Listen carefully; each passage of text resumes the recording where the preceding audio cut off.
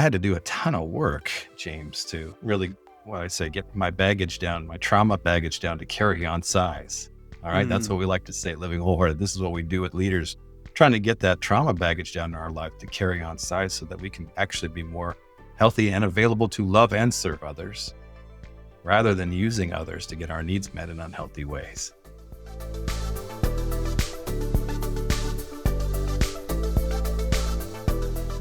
Hello, and welcome back to the Scaling Therapist Podcast. I'm your host, James Marlin. Today, I am here with my special guest, Jeff Mattson. He's from livingwholehearted.com and mycourageousgirls.com. I went to the ACC about a month ago now already, and he had this wonderful presentation on leadership and trauma. And I thought, man, these are some of the heart issues that leaders and business owners are struggling with. And I wanted to bring him on the show and talk a little bit more about what he does and how he helps leaders and communities. Jeff, welcome to the show. Oh, James, thank you for having me. Why don't you introduce yourself a little bit, where you're located, and how did you get involved in these ministries? Sure, you bet. Yeah, well, my wife and I formed Living Wholehearted, a professional counseling, executive coaching, and organizational development firm. It's based out here in the Pacific Northwest back in 2011. And then we also have a nonprofit, Courageous Girls, which is a ministry for moms and daughters that actually is touching a global audience right now. A curriculum that my wife wrote that is biblical, clinical, and relational wisdom that walks a mom and a daughter through the daughter's second grade through high school years, helping them to have all those important conversations that moms and daughters need to have and in community with other moms and daughters. So those are two things that we started. Living Wholehearted is our business. And then again, the Courageous Girls is our nonprofit ministry. And out here in the beautiful state of Oregon, I'm born and raised out here. And there's the Pacific Northwest is in its full glory right now in the fall. It's awesome. And you're out in Pennsylvania, so you've got some good fall colors too. Yeah, I talk on the show. We go camping a lot, and we just finished our fall foliage trip. We went camping around a lake, and the trees were all like orange, and took some walks in the fall sweater jacket weather. Campfires, glorious. You are speaking my language, brother. I'm an my outdoorsman. Favorite time. I'm an outdoorsman. I was just up earlier this week, trying to help my hunting partner out in the Blue Mountains in Oregon. And there was a foot of snow on the ground, but getting there, it was passing through the Columbia River Gorge with all of its colors. So yes, love the outdoors. I'm glad you do too as well. Oh yeah. Yep. Yeah. It's great. I don't like camping in July when it's like 100. I'm more of a, 75 person. Okay. So we met in Nashville, actually, in 2025. And your presentation was on leadership and trauma. Just there's a lot of heart wounds in there, and it comes out in different ways in homes and communities and churches.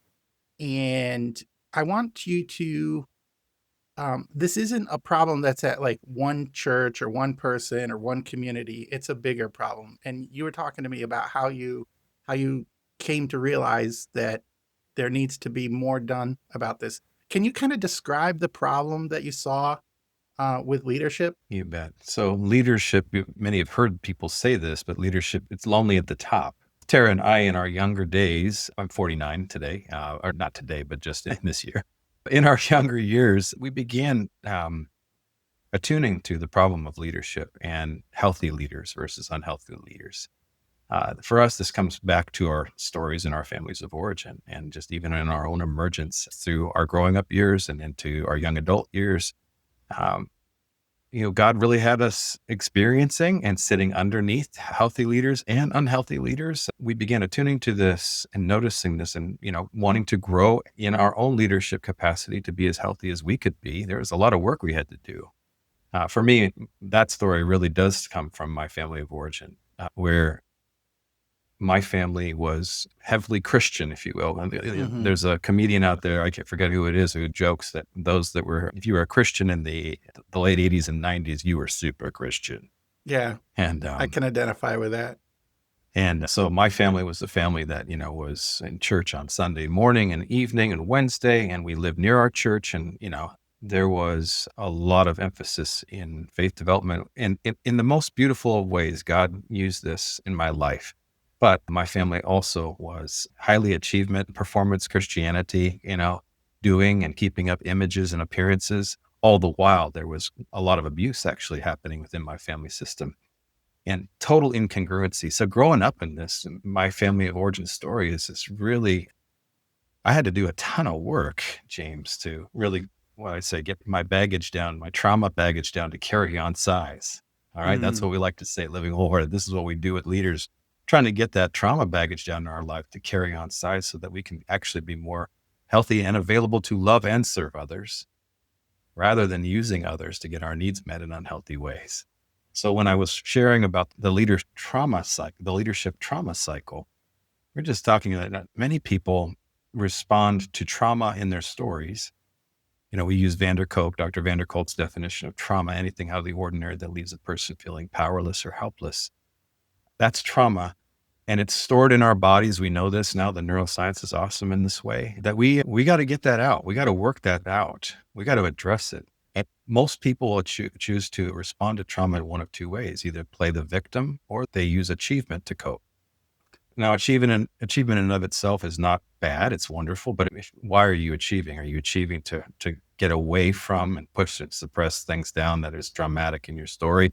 Sometimes people play both roles in different relationships, right? The victim in one scenario, but then achiever in another. But we just noticed over the arc of our journey, as we were around leadership and in leadership and seeing leaders, and God was attuning our hearts to the problem. The problem is that so much about leadership. So in the achievers are achieving and they, in the journey of leadership, they're leaking. The trauma is leaking onto other people. Their spouses or kids or co-workers or colleagues or partners in whatever organizational structure there is. And oftentimes those leaders are totally unaware of this, where it comes from.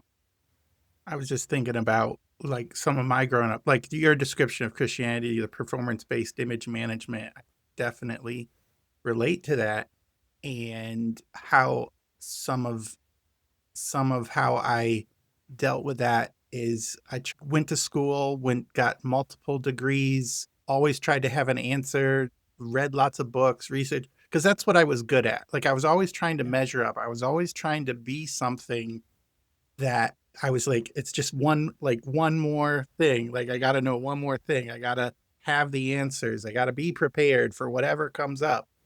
And it was really a response to this internal feeling that, you're never good enough. You're not good enough. Things aren't, you're, you're not like these other people. And just really trying to measure up and compare to something inside that I didn't even really know it was there for the longest time. So, Yeah. and I know it comes out in different ways, but I'm just thinking some of that trauma came out in me and just trying to be better, extra Mhm. perform, which Yeah, I guess those you are wouldn't say good is, examples. it's not wrong per se, right? It's not wrong to try to achieve. It's not wrong to try to No, get degrees, no, but no. why? I don't even know why I was like, why did I feel like I had to do all those things? Correct, correct. And that's a great example, James, and the leaders I sit with in an executive coaching capacity, and we're walking through these processes of untangling this, like, where does this come from? I mean, they're uber successful, but they are all maybe also, white knuckling their humanity. And that is not Mm, sustainable. And it's not healthy for us to be doing that, because that's where we see eventually it cracks. And we don't have to wait till we snap. And, the next headline that we see of failed leadership or what have you. So we're really, in our story, we're really passionate about attuning to this. And it took us a while, to really understand why. First of all, God brought us together. We had some clarity about this word vocation when Tara and I met. And it was in our undergraduate years at Seattle Pacific where we were attending. And there was pretty clear connection towards relationship, that we were supposed to be married. The joke is that when I met Tara, I felt like the Holy Spirit, and I try not to over spiritualize things, but this was definitely a moment in my life where I felt like God was, hey, this is the person that I created for you. And this word vocation was sort of come across my conscience. And I'm thinking, I actually had to go back and look up the word vocation. I'm in college and I needed to make sure I understood what this word meant. But it would take 14 years after that of dating Tara, with Tara and getting married, 4 years after we, had dated, where that clarity of vocational call came into play. She entered in as a private, in private practice, and she began responding to her caseload that was filled really quickly with high capacity leaders. And that was interesting. In many cases, they were twice her age. And Tara has gifts, and she was using those gifts, and God was using her to connect and be a safe space for these leaders and their family systems in many cases. So again, uber successful in their businesses or their ministry organizations, but maybe their spouse hated them and their kids didn't want anything to do with them or whatever it might be. And we began to kind of just pay attention to this and these patterns. And we began to take in we were seeing things over and over again happening, same story, different players and actors. And so, eventually, Tara was in private practice working with these leaders and their systems for 16 years and had a wait list all those years. Earlier in that story, she realized I need to duplicate myself. And so that's where we began to slowly and steady add some clinical team members that she could pour into, help them to really be trauma informed. This was before that became a buzzword and became as popular as it is. We're so glad that counselors are more trauma informed and using therapies like EMDR and others to really help people from a trauma lens. That's where real help is. But Tara was one of the first therapists in Oregon to be using EMDR back in the day. And so she was duplicating herself to respond to the needs. I joke that many people thought I should also be a counselor. And, I, at one point did sign up to, and was, going to be in a counseling program had a respectable program in the Northwest here. In the first day of class, I was like, this is not for me. I didn't even show up. And I realized that there's a different path for me. I'm wired differently. I so respect the clinical team members that are taking that time to address trauma in a slow and systematic way. And there's much respect for those that do that with character and competency. But I want to go into things on the fruit level in people's lives and affect more change in a quicker pace. And so I love working with leaders that have done a lot of trauma work, if you will, or done work to address the trauma baggage in their life and now want to deal with more fruit, level work. Maybe it does still honor and connect with the trauma in their stories that they're in working out, but communication and individuals and couples and family systems or business and organizational teams that are looking to enjoy quality of work better, where we spend most of our waking hours of the day at work. And so I went back and did a master's in organizational leadership so that I could gain access to leaders in their workplaces and in their lives. It's kind of a backdoor into their hearts and lives. Think of the clinical side as a front door, but a lot of leaders in business and organizational spaces don't want to enter that door. But we created a back door into their lives that is much more comfortable. They hire consultants like me all the time to help with team dynamics and organizational development type spaces. And so, but I'm there to gain access to their heart and their minds and the things that keep them up at night. That's the people issues. Yeah. What are some of those people issues? Like the leaders have a response to trauma. I think some is like achievement and like image management. Can you talk just briefly, like step into the life of a leader who's struggling with this? What is their home life like, or their business life, or their thought life? What's going on with them?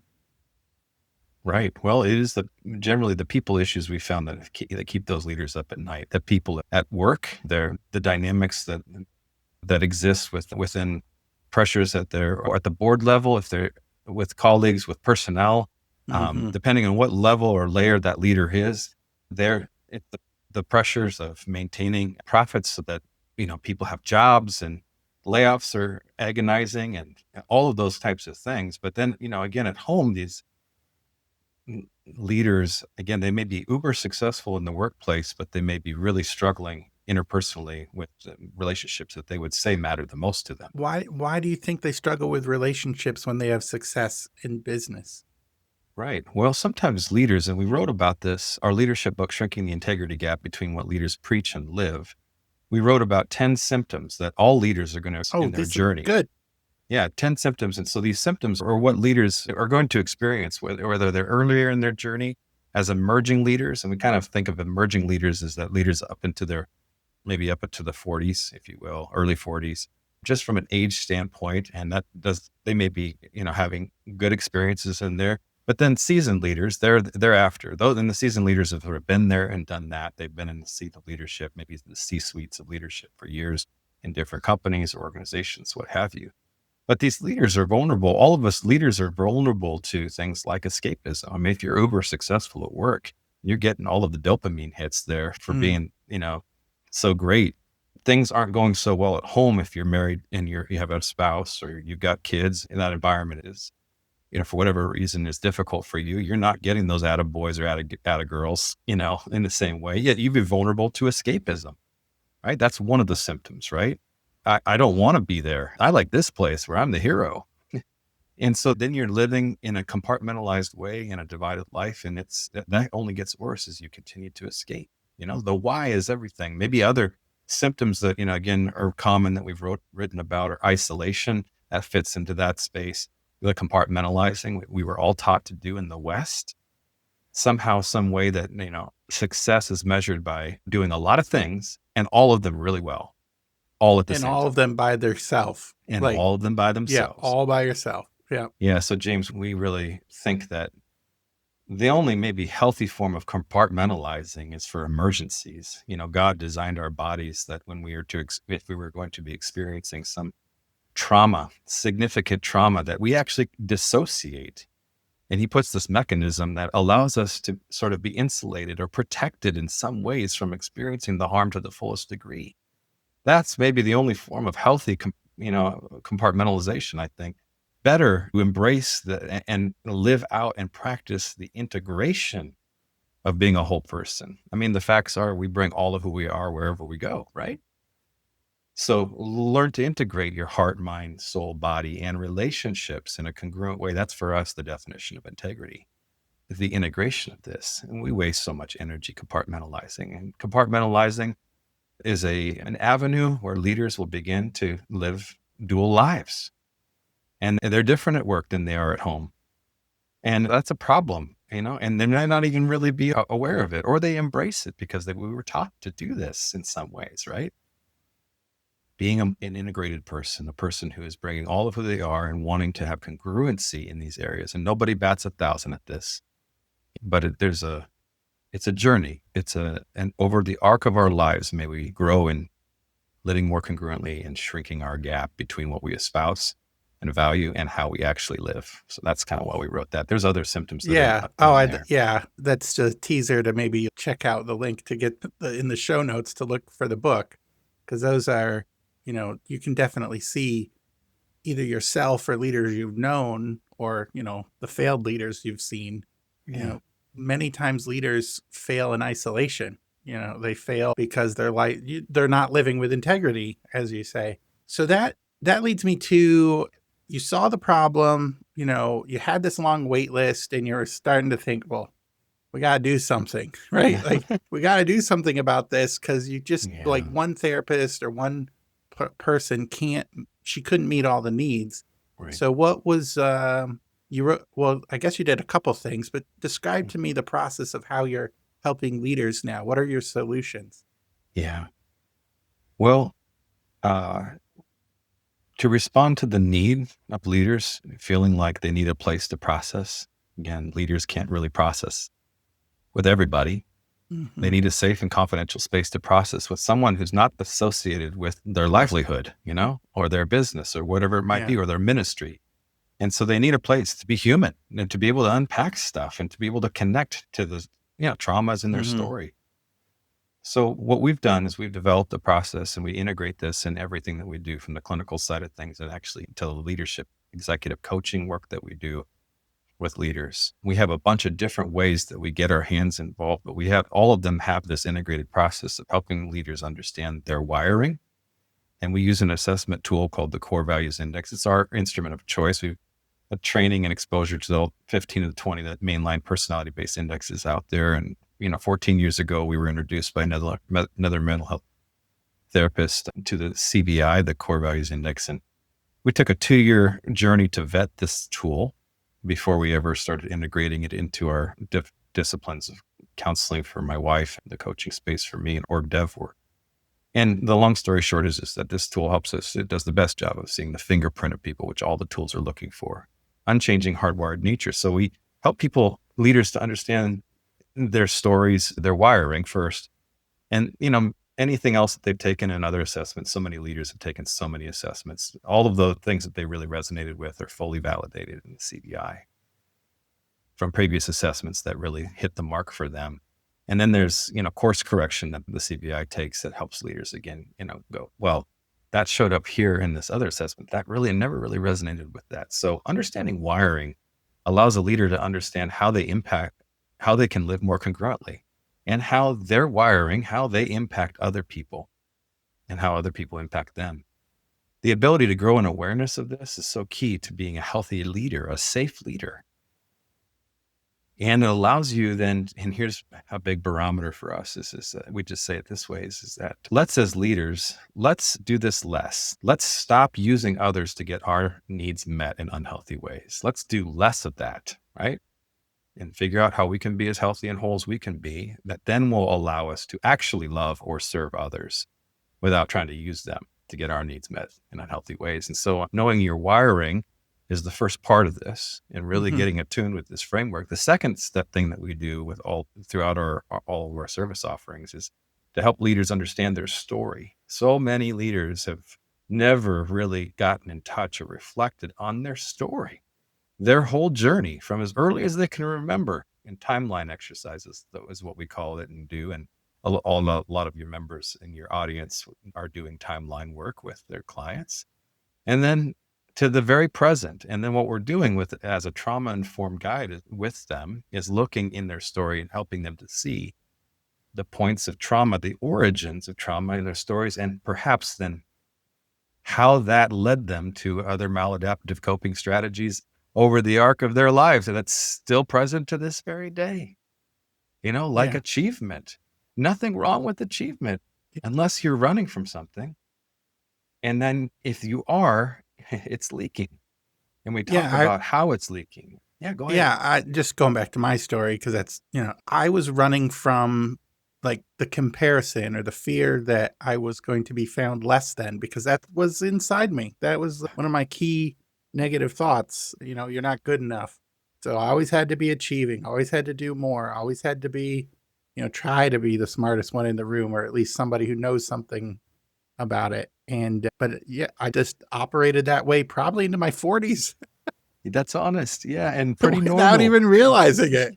Pretty normal. Yeah. Why did I go back to school and get another master's degree? I just felt like I had to do something.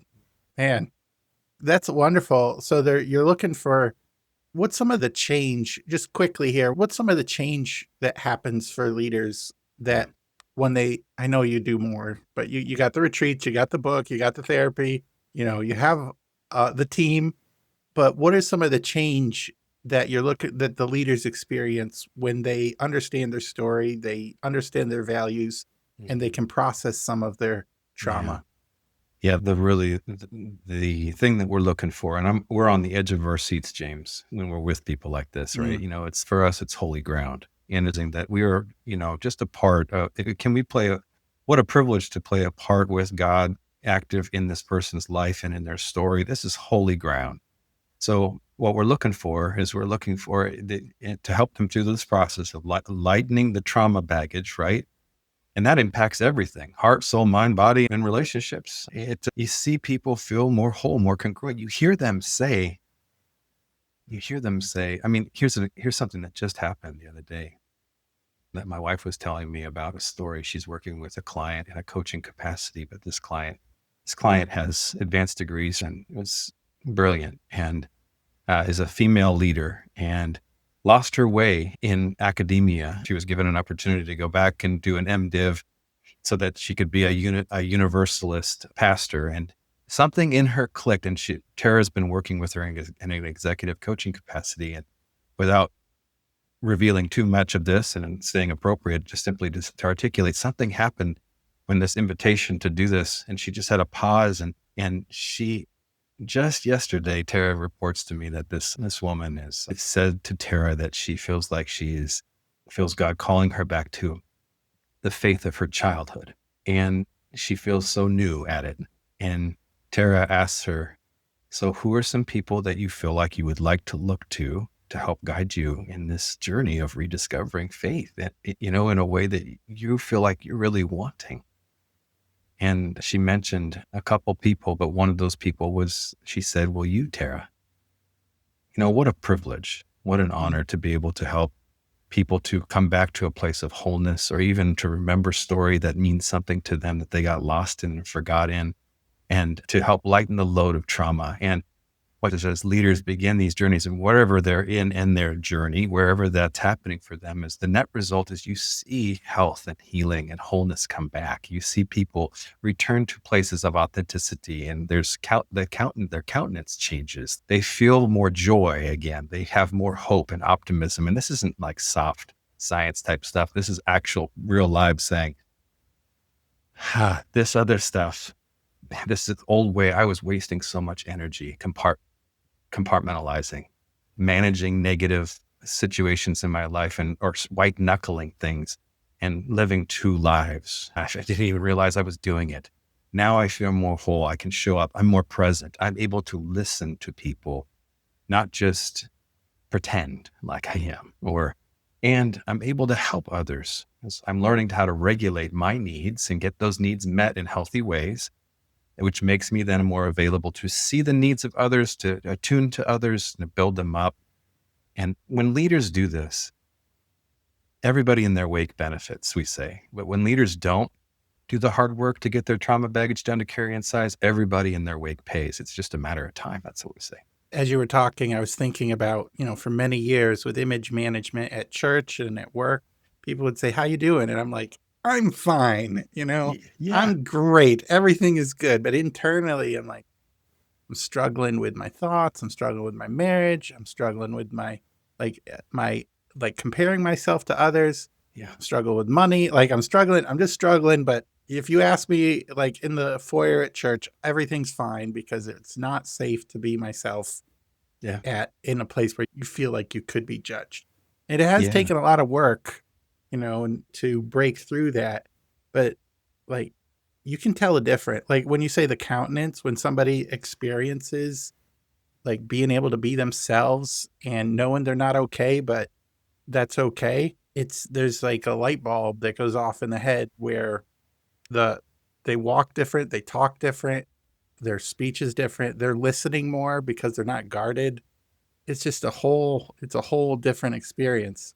Yeah, you're right. Much respect, James, for taking that hard journey and being on it too. I'm in the same way, right? Well, I'm still working on maintaining health, and that's the third thing that we do at Living Wholehearted is, once we help people understand their wiring and their story, and we work through that, and we kind of work on addressing and kind of those trauma baggage, getting that down to carry on size. Then we try to help leaders just stay healthy, right, and to know what is healthy at work in the community. And so, just much respect for you in that. It's a process, isn't it? And when leaders model healthy vulnerability, that's an important caveat there. It allows other people in their following, if you will, to be human too.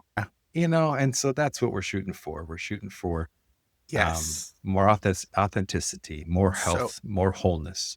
just a quick story about that. About 5, 6 years ago, our church started, it's called Regeneration. It's a recovery program, sort of like Celebrate Recovery, but just different. It's from Watermark in Texas. And they asked me to be a leader. And I'm like for the pilot program, I don't think you know what you're asking for. I don't, I can lead a group, but internally I'm still struggling with stuff. And that really made a change in my life. Being able to, you take inventory of what's gone on in your life, good and bad, and the sins you've committed, the sins that have been committed against you. You bring them out into the open. You talk about them with a committed group of people. Then you start, working through that, making amends, making peace. It's not, it takes the program takes about a year, but it doesn't end in a year. Like, you're continually working on those things. And what you said about the leader going through it, our elders and our pastor went through that group, and they talked about stuff from the pulpit about getting things right with people. It has really made a massive change in the culture of the church. We got work to go, but the leaders, it's creating a new way of being open about your life and being authentic in Tremendous. every area. Mm. And your work, what you talk about that, I just wish that for everyone. I just wish So every do I. So well, do I. I wish every church and every organization Yeah. was led by somebody who's authentic, because Yeah. it the thing you talked about, the wake, like that Mhm. weight, it really impacts everything in the organization or the body of people underneath Yeah. it. Yeah, that's right. And when leaders, are committed to, and our favorite leaders are those that are on a journey of growth and commitment, and they have that humility. They Mm, understand grace. Okay. And they yeah. also, that they value truth and grace, like the parallel tracks that all of us have to really walk. In that dynamic of really trying to, you can't have one without the other. And that is such a dynamic tension to walk as a human, but also as a leader, and walk that out in your day to day life, right? But when we have leaders that get to that space where they are hungry to continue to grow, there's a humility there. They grow in their awareness of themselves, learn to love the limits in their lives. Leaders cannot be all things to all people. I mean, but they're vulnerable to that lie and believing that, and that feeds and it can feed a narcissistic tendency that all leaders are on a spectrum of. Hopefully, on the soft end of that spectrum, which is like you got to have some. You got to believe this, that you have some good ideas and that people should follow those ideas. That would be if you're going to be a leader, you probably shouldn't be a leader if you don't really have any ideas that you think people should follow. But yeah, you could be vulnerable to start believing your own press there and yet lose sight and travel down the Mm, spectrum of narcissistic behavior. And, there also is just, James, and that reality is that we do have wolves in sheep's clothing that are taking leadership positions to get to use others and abuse others and getting their needs met in the most unhealthy of ways.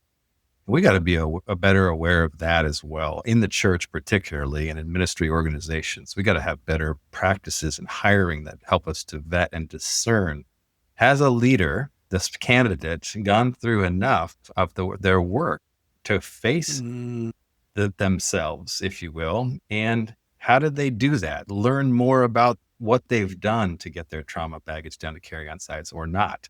We got to grow in our awareness of this. And so that's such a great pursuit. That's an area of passion for Tara and I and our organizations. That's to help other leaders, particularly in the church, capital C, and then small c, and all kinds of ministry organizations, to grow in being more trauma informed, mm. have a more trauma informed theology, and to grow in wisdom as it relates to putting people in positions of power and influence over others. It's not that we're looking for perfection. That's totally not the idea. We are looking for people who have done some work, who are in tune with their vulnerabilities and how they have addressed those and mitigated those and integrated those into their stories to become healthier leaders, so that when are they in positions of power and influence, they use that and steward that well. Yeah, yeah, absolutely. And I know, let's take a moment before we end where you share about where people can find you if they have more, they're curious about what you offer. I know you offer cohorts. You mentioned the book with like those the I want to say side Symptoms of, effects, yeah, of leadership. Yeah. side effects, symptoms of the leadership, but Yeah. trauma and leadership. Yeah. Yeah, can you mention those things and tell our audience where they can find you? No, you bet. Yeah. Thank you for the opportunity. So our primary website, livingwholehearted.com, is a great space to figure out see where a lot of the services that we offer, from our podcast, the book resources, to the leadership cohorts that you mentioned. That's for us is one of our favorite works. We got leaders from around the country that will come, and we get our hands on them for 1 or 2 years in a leadership journey that we can get really slow and steady drip of helping these leaders understand their wiring, their story, and to process health, and to really address areas that all leaders are going to be navigating and managing and want to grow in, things like time management and learning to live within your limits. What are your priorities? And integrating the best practices from spiritual formation, trauma-informed mental health, and relational wisdom. So our information about our leadership cohorts are there on the site. And see, if people want to connect with me directly, they can. Also, my bio and my emails on that site as well. Yeah, just the book, Shrinking the Integrity Gap. Yeah, we wrote that to help leaders address the symptoms of leadership and then also the antidotes, like what we can do to help address these vulnerabilities that we as leaders are going to have, whether you're earlier in your leadership journey. And boy, we want that. We'd love that for Catch it people who are thinking early. about that. Catch Yeah. it early, right? Or you're a seasoned leader that's been there and done this and just can relate to so many of these dynamics, but needs a refresh, needs some to continue to grow in health and to get that trauma baggage down to carry on size. We've got a great clinical team that does this, and also the coaches, executive coaches that are available to help leaders in that space. We've tried to be a trusted resource for leaders everywhere to come and process and do that work and to get the help that they need. Healthy leaders get help. Healthy people get help. Yeah. Yeah. Wonderful. And thanks for providing that ministry and service. It's such a need for leaders to kind of address it. And I know there's leaders out there going, I got to deal with this, but where's a good place to do with it? How can I talk about it? How do I get what's out of my head and my heart, like out there, and talk about it in a safe place? Thanks for providing that resource for people. Oh, you're welcome. Thank you, James, again, for noticing that and the opportunity to speak about it. All right. Well, Jeff, thanks so much for being on the show. I thoroughly enjoyed our conversation, and I love the ministry and the work that you're doing and the heart you have for leaders and their congregations and the organizations. Thank you, James. All right, friends, you've heard a lot here. Leaders have an exposure to trauma, and you want to reduce it to that carry-on baggage, the carry-on baggage. So maybe it's time to do some work on that, and before you put your mission in motion. So, hey, thanks for listening to the show, and we'll see you next time.